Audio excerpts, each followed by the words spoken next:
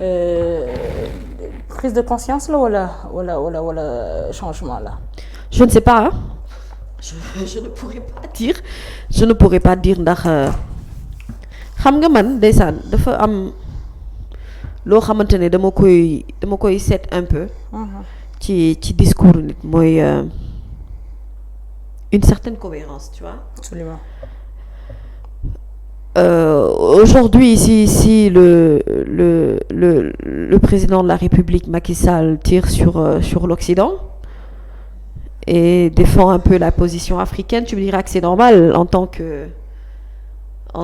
président de l'Union africaine.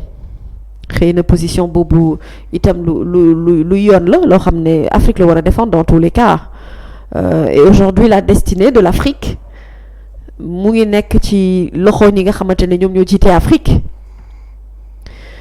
et comme je le dis très très souvent dans mon discours, je trouve que charité vraiment bien ordonnée commence par soi-même. Il faudrait pouvoir donner vraiment des exemples de gouvernance par rapport ak ni ñuy doxalee Afrique. Aujourd'hui Afrique nabu bu bëggee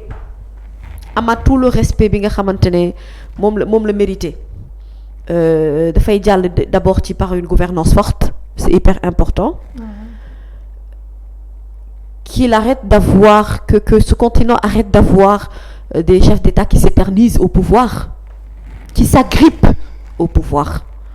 Il faut que loolu ñu xeex ko Afrique pour que mu dañ. Il faudrait Afrique également qu'il y ait cette jeunesse consciente là, ce réveil de la jeunesse consciente africaine pour changer carrément la donne, et je pense qu'on est sur une bonne politique pour ça. Il faudrait également nous préserver sunu ay acquis, et quand je parle d'acquis, je parle de nos ressources yi nga xamante ne africaines ñun ñoo ko moomal suñu bopp, vis-à-vis de l'exploitation de ces ressources africaines qui doivent d'abord revenir aux Africains avant de pouvoir toucher ci ñi nga xamante ne ñoom ñooy occidentaux yi nekk ci biti. Après je ne sais pas sous quelle casquette il a parlé en fait, ndax c'est sous la casquette du président de l'Union africaine, mais dans tous les cas wax bi discours bi ce n'est pour moi que de la parole. Est-ce que cette parole est liée à l'acte? Maintenant c'est là où peut-être laay mën a juger un peu li nga xamante ne moom mooy porter propos yi nga xam ne moom la ñu wax ne moom la tenir. On a besoin vraiment de plus d'action, en tout cas allons dans le sens de faire comprendre aux Occidentaux que continent africain nooteel gi dafa jeex depuis des années, que cette indépendance warul nekk tur boo xamante ne dañu ko tuddee noonu rek muy tur tubaab nekk ci dictionnaire tubaab te bokkul ak li ñuy jëfee, et que on n'est pas au service des Occidentaux en réalité. Nous ne sommes pas payés pour être au service des Occidentaux. Aujourd'hui ñun on est payés tout simplement pour que ñu mën a développer cette africanité là la nga xam ne moo nekk ci ñun. Et aujourd'hui malheureusement li ñu gis mooy tant que ñu ngi am ñun ay idées yoo xamante ne c'est allant dans le sens de le crypto personnel, lu ñu laal ñun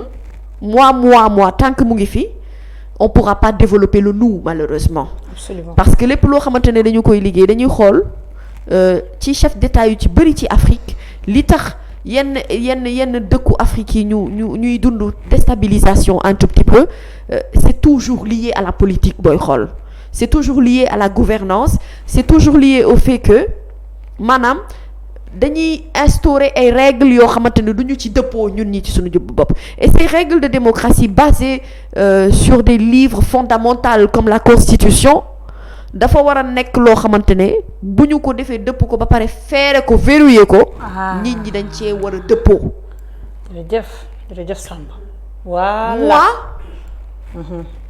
Et je ne parle pas de notre chef d'État, je parle de manière générale. Je rêve d'un chef d'État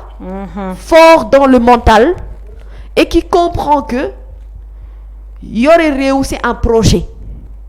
mais c'est un projet boo xamante ne projet bu citoyen la. Tout ce qu'on fait ou tout ce qu'on travaille dafa war a retourner ci li nga xamante ne moom mooy valeur citoyenne yi, et que projet boo gis ci àdduna am na foo xamante ne dafa war a yam. C'est eux qui nous apprennent tout le temps à dire que l'État est une continuité. Comme État continuité la nag ku ne xam na ne dossier ya ca nekk ñu war koo liggéey benn nit kese mënu koo def donc ces chefs d'État il faut qu'ils se relaient te bu ñuy relayer wu dafa war a dëppoo ak le choix du peuple ci askan wi nga xamante ne ci ki ñu wóolu ñoo ko dénk réew mi ne ko doxalal ci ab diir doxal gi nag mu neex am ay avancées positives dafa war a jeex mu négatif également dafa war a jeex parce que loo gis ci àdduna dafa am app l'éternité n'appartient qu'à Dieu. Absolument.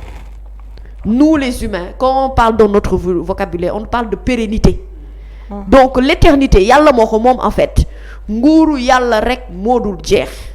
pour donner l'exemple typique du chef d'État fort africain dans le mental et dans le comportement il faudrait que mu dëppoo ak doxalin yi ci ni ñuy yore réew mi respecter ñi nga xamante ne moom mooy ces 2 mandats ba pare dem et que mu bañ a am siiki sàkk ci wàllu woowu pour man ça va déjà augmenter li nga xamante ne mooy vision bi occidentaux bi am ci ñun parce que dina comprendre ne on n'est plus à l'ère bi nga xamante ne on tue à petit feu ces règles de démocratie pour instaurer dans plusieurs pays africains le dictat bi nga xamante ne dëgg-dëgg le peuple n'est pas prêt à pouvoir l'accepter et donc pour man ça commence par ça avant de parler de réalisation de projets avant de parler également de pouvoir montrer ñu wan occidentaux yi ne ñun am na benn position boo xamante ne dañu fa war a taxawee avant que ñoom bu ñu leen di faire comprendre loolu c'est dans la démarche de tous les jours ak ci jalons yi nga xamante ne moom la ñuy poser ci ñoom la ñuy comprendre ne effectivement que aujourd'hui l'Afrique est éveillée et l'Afrique est prête à pouvoir s'ouvrir davantage mais à d'autres États africains parce que cette solidarité-là doit être d'abord africaine avant que muy wàlli dem di wuti feneen moi je prône l'africanisme parce que dafa am loo xamante ne dama ko gëm fondamentalement je pense que chez nous dañu am li ñu soxla lépp ci wàllum richesse loo xam ne soxlawul ñu koy wàlli di ko wuti ji feneen et que pour man loolu politique la entre États bu ñu war a définir ba pare on devrait pouvoir travailler pour que ñu am suñu monnaie bopp di mën a circuler ci suñu bopp entre états sans pour autant mu am dara lu ñu tënk di liggéey ci li nga xamante ne moom mooy gouvernance yu fort ak ay chefs d'état mentalement yu fort yoo xamante ne seen projet ak li nga xamante ne moom mooy seen défi mooy relever dëkk bi nga xamante ne moom la ñu yor et que bu ñu ko relever à un certain état ba fi nga xam ne foofu la leen loi ak yoon may ñu taxaw ubbi les voies démocratiques pour que keneen koo xamante ne askan waa koy tànn mu mën a yeggali mu mën a doxalee ci yoon woowu bu boobaa je serais fière vraiment ma dégg un chef d'État africain ak ku mu ci mënti doon état bu mu mënti nekk mu tenir un discours africaniste bu boobaa dinaa gëm ne dëgg-dëgg l'acte est joint à la parole. Voilà. Merci jërëjëf mami un discours africaniste yow chocolat bi neex na jërëjëf xaaral mu jàll. Mami. walaay Samb li nga wax lépp dëgg la fee ñoo dem 2024 de mën na lu ne 2024 mën na lu ne du dëgg Mami ma nuyuwaat la. nuyuwaat moo def mbaa yaa ngi ci jàmm. sant alhamdulilah ma jàmm baax sant bu wér. tubaarkàlla yow